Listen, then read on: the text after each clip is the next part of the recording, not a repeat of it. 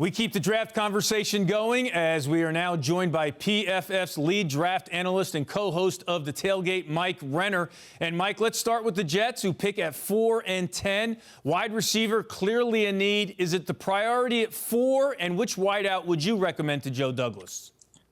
I don't think it's the priority at 4. If you just look at the teams drafting after them between 5 and 9, I think only the Atlanta Falcons are liable to actually draft a wide receiver, and it's a deep wide receiver class. So I think you can wait to 10, whereas edge, maybe offensive tackle, other positions are a little scarcer at the top. So the wide receiver I would be highlighting for them that I've highlighted all pre-draft is Drake London from USC. Zach Wilson needs a go-to type of wide receiver. If you draft someone like Jameson Williams from Alabama with the ACL, the speedster, or Garrett Wilson from Ohio State, I think you run into some redundancies with the skill set Elijah Moore brings to the table.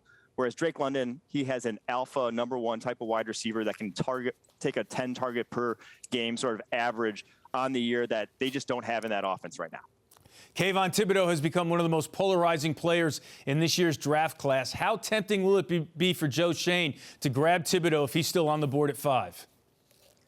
I think pick 5 has to go offensive tackle. I mean, with this tackle class, 3 guys at the top that are studs. I think with the Carolina Panthers at 6, they're either going quarterback or they're going offensive tackle. So you draft one at 5, and then you can wait till 7. But then if Kayvon Thibodeaux is on the board there at 7, you got to run in that card. You have one of the weakest pass rushers in the NFL, and Azeez Ojulari last year, a speed rusher on one side, more of a power rusher, and Thibodeaux on the other. That's a good complementary duo.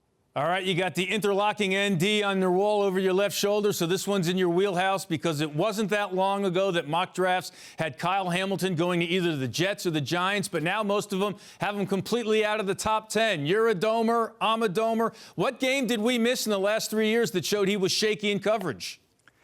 I don't know. It's a classic draft overthink. The same thing happened to Derwin James at the safety position. I just think teams don't love drafting a safety that highly. They better tick every single box. And 4.59 40 at the combine, gonna scare some teams off. But my gosh, he was never gonna be that guy. He was never gonna be your deep safety. He plays it around the line of scrimmage, is an impact run defender, impact coverage defender, versatility to play the slot as well.